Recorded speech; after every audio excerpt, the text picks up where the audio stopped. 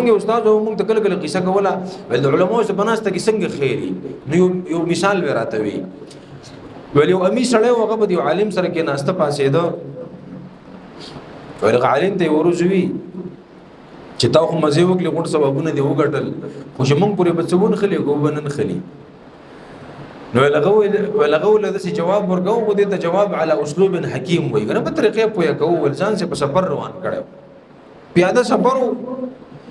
نو طالب جانو مستر روان دی او دام روان دی او عالم روان دی نو پلان کې اوسې کې ستړي شوی دی ډیر زیات دیونه لاندې دمکای دونه لاندې دوړه ناشتي ډډه والده او طالب جان دی خپل استاد ته ببوزه وي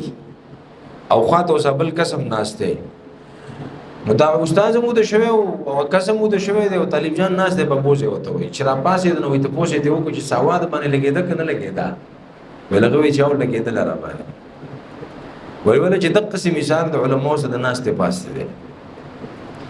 چې دی عالم ته الله کوم خیر ورسي پتا به مو سره لګي تا ته هم څه خیر ملاوي لکه څنګه چې دمه ته ببوزه او پتا باندې مواد درتله د قشان با الله ته خامخ خیر در نصیب کوي ور